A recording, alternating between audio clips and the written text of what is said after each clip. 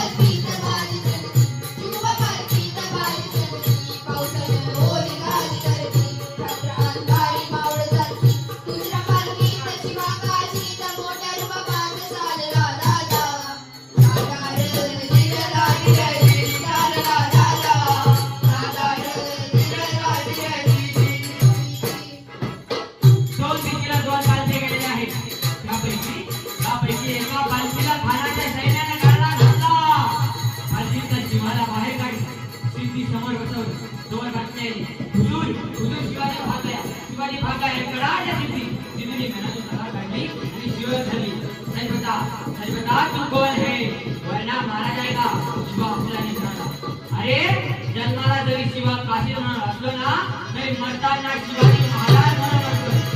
काय कमी नाही.